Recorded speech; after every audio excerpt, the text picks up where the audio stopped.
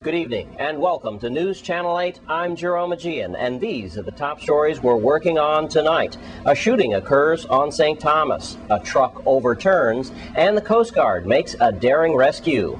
Details on these stories and more coming up next on News Channel 8.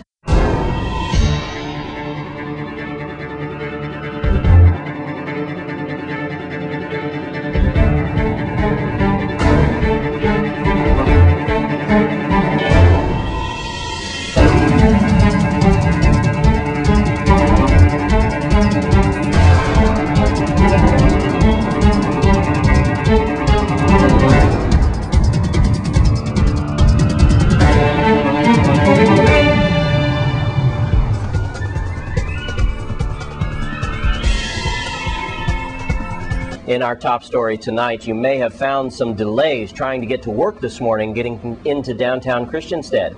News Channel 8's Wes Small investigates an overturned truck in the area of Cuesta Verde.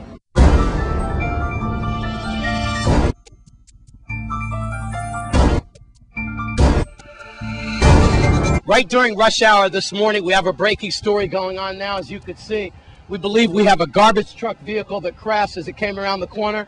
Traffic is backed up from miles from here just after Basin Triangle area, all the way through here in Cuesta Verde, going all the way through Sunny Isle. Traffic is at a standstill now. We are getting ready to go to the scene and see what we can get.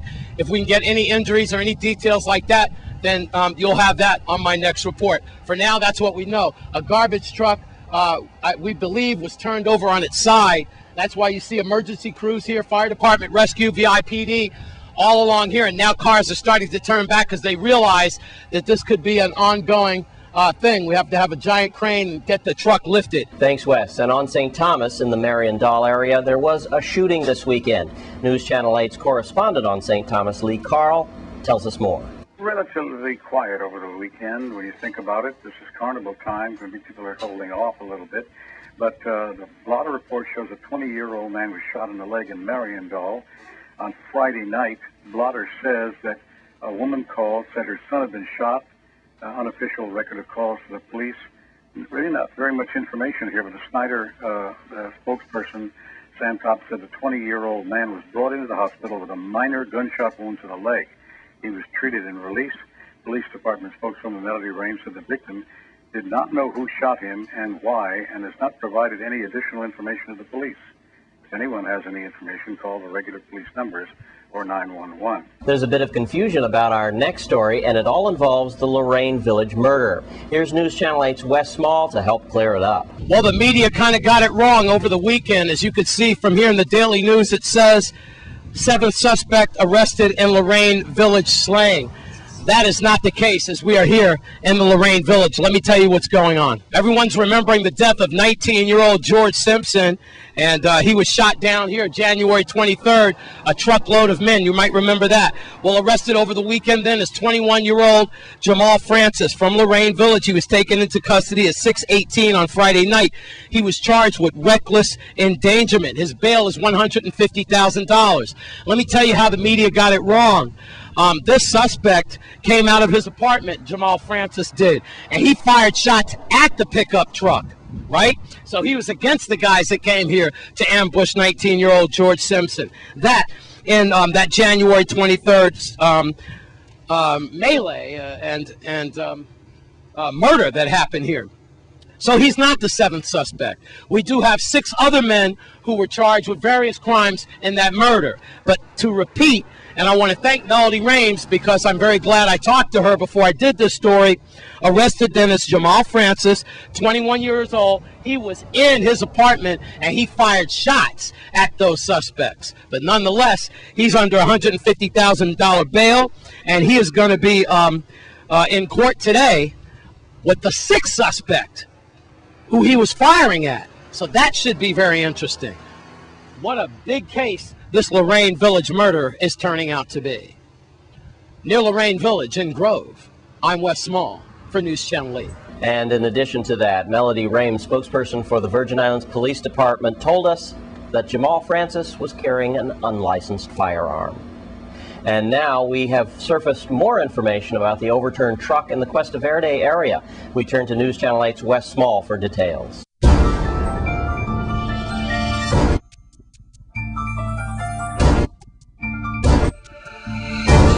All right, and here's the additional information I just promised. A gold mine, a private garbage company truck, gold mine. He had 3 people in the truck, the driver and 2 of his co-workers. As they banked that corner, that's what happened, and they flipped over. Right now, it's a very dangerous situation because, as you can see from the file footage that we're showing, how the tires are turned inside so it can flip over at any time.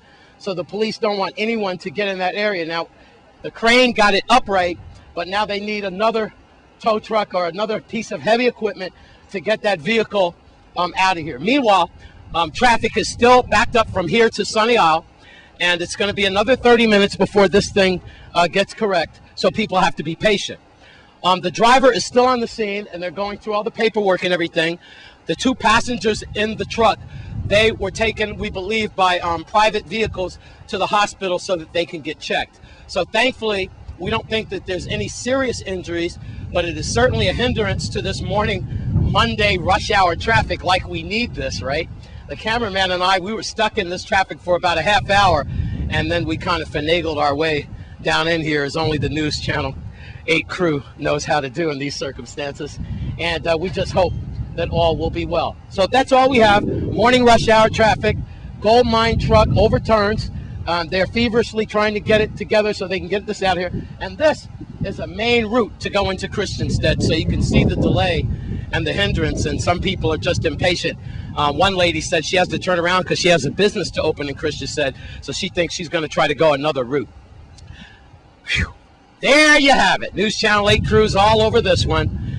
And that is the news for this early Monday morning rush hour traffic. I'm Wes Small for News Channel 8. Thanks, Wes, for those details. And recently on News Channel 8, Lee Carl got the opportunity to visit the crew of the new U.S. Coast Guard vessel on St. Thomas, known as the Reef Shark. And over the weekend, that Reef Shark got the opportunity to do a daring rescue of 3. Here's News Channel 8's Lee Carl to give us an investigative report of what happened. The new Coast Guard cutter, the Reef Shark, I did an interview with the captain, remember?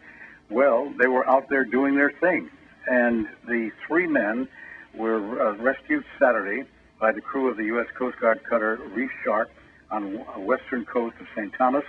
The men were aboard a 14-foot pleasure boat, which became disabled, was adrift in the waters.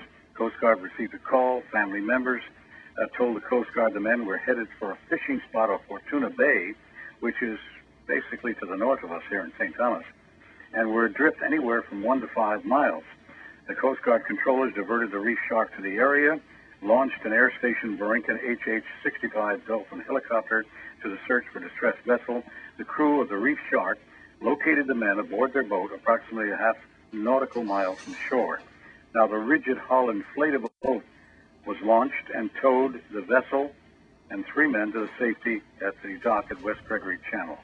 Now, this case is a perfect example of now having all of the required safety equipment on board, so said Lieutenant J.G. Rachel Cruzcosa. She's the captain, as I interviewed her, of the Reef Shark, and she's the commanding officer.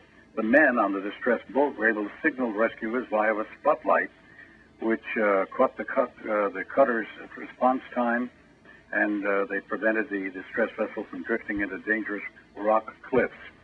This is the 3rd search and rescue that the Reef Shark has responded to in the waters since he was commissioned. He's an 87-foot coastal patrol boat, as you see here, responsible for conducting search and rescue missions, law enforcement, maritime safety, homeland security, defense operations throughout the Caribbean Sea. Although she's home ported in San Juan, she plies the waters here and was able to make a quick response on this instance. In St. Thomas, Lee Carl for News Channel 8. Thanks, Lee. Stay with us on News Channel 8. We have more news after the break.